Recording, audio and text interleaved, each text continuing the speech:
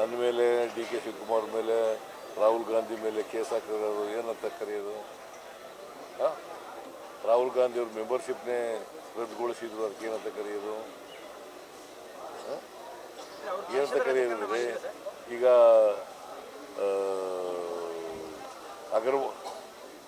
ಅಗರ್ವಾಲ್ ಯಾರು ಡೆಲ್ಲಿ ಮುಖ್ಯಮಂತ್ರಿ ಅವ್ರನ್ನ ಜೈಲಿಗೆ ಕಳಿಸ್ಬಿಟ್ರು. ಅದೇನಾದ್ರು ಏನಂತ ಕರೆಯೋದು? ಅದನ್ನು ದ್ವೇಷದ ರಾಜಕಾರಣ ಅಂತ ಕರಿಬೇಕು, ಇಲ್ಲ ಪ್ರೀತಿ ರಾಜಕಾರಣ ಅಂತ ಕರಿಬೇಕು? ಸೇಡಿನ ರಾಜಕಾರಣ ಮಾಡೋರು ಅವರು. ನಾವು ಯಾವತ್ತೂ ಕೂಡ ಸೇಡಿನ ರಾಜಕಾರಣ ಮಾಡಲ್ಲ. ಏನು ಪೈಪೋಟಿ ಇದೆಯಾ ಆ ಥರ ಅಂತಂದ್ರೇನು?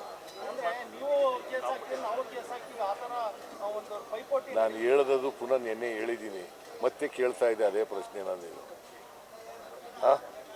ನೆನ್ನೆ ಹೇಳಿದ್ದೀನಿ. ನಾನು ಏನಂತ ಹೇಳಿದೆ? We are not going to do vindictive politics.